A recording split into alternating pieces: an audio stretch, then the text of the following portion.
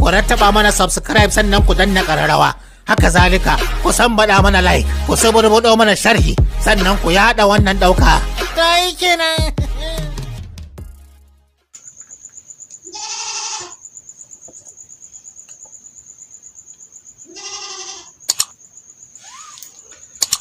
Assalamu alaikum warahmatullahi wabarakatuhu. Ya yi wani musulmi na yau mun dawo da nishaɗantar da mutane da haskaka mutane cikin matsalar da muke ciki yau da kullum. Akwai wannan mutanen da Allah jarabe su kaɗan daga cikin maza, haka zalika mafi yawanci daga cikin maza da mata na ce ma dan ya wuce kaɗan. Ba kowanne ciwo bane suka da mutane kamar aikata ta istimna'i, biya aka yi bukata hausance. Da wannan ciwon ya yi nisa a cikin ma'amala ga jama'a. Wasu da ke karamin ciwo ne, wasu kuma suna yin sa rai sani, wasu kuma suna aikata shi ne da ribata da shi ɗan ya musu, wasu kuma suna aikata shi ne akan gujewa zina. To mutane sun kasu kashi daban-daban. To dukkan sun ɗayan bin ma daidai haka ne, sabida da ba zina yana aikata shi dai ita ma zina ce ba, sai dai bata kai waccar muni ba, amma kuma kusan ta waccar illoli ga jikin ɗan adam. Sai dai wancan kuma ta da yawan zunuban da ka aikata shi, inda wasu malamai ma suke faɗa duk mai ƙanan sabo yana sabo ma, to ba sai ya cikin sahun masu laifi ba, sai ya tabbatar ya aikata zina, to za mu da masa fayil a cikin fayil ɗin masu manyan laifi a wajen Allah. Da fatan kowa ya sani. To kaɗan daga cikin illolin da istimna'i ke haifarwa za mu taƙaita wasu daga ciki.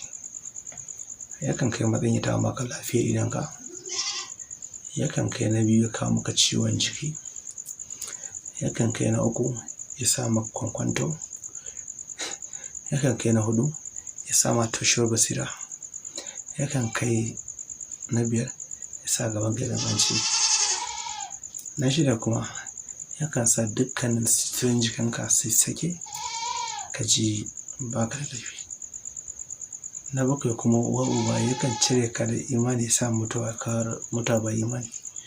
Muna kuma roƙon Allah ya sauwaƙe mana, kuma muna roƙon yan uwanmu dukkan mu ƙoƙari mu kiyaye, mu bari mu sa abin da muka fuskanta a gaba na rayuwa, wanda ka sani a karan sani kake ka yi istighfari ka tuba.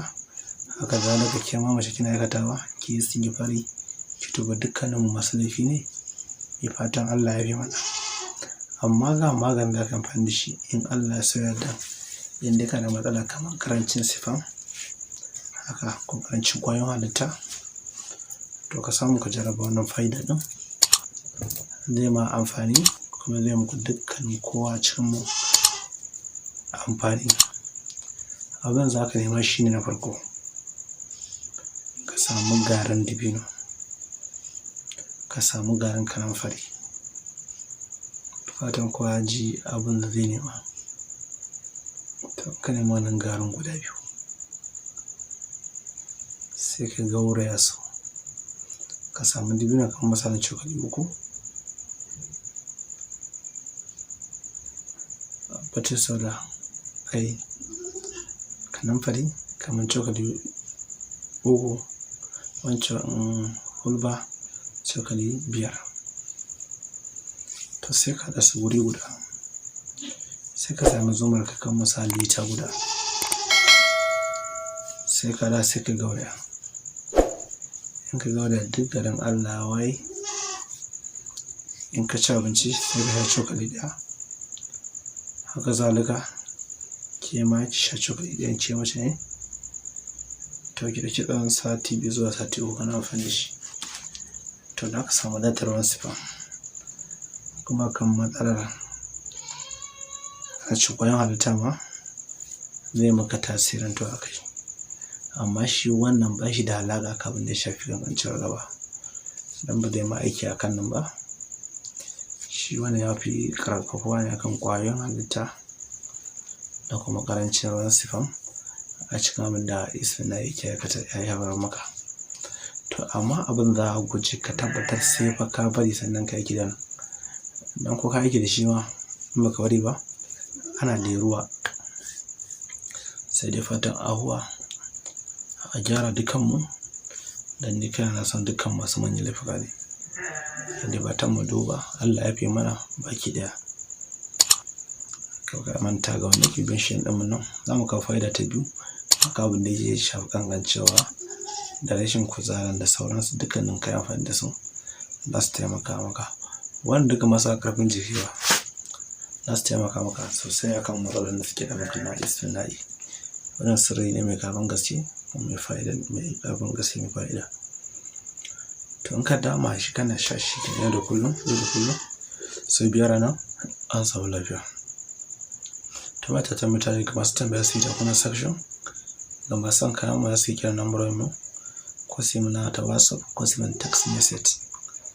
Insha Allah za mu bayar musu da ansa kuma za mu reply da izinin Allah.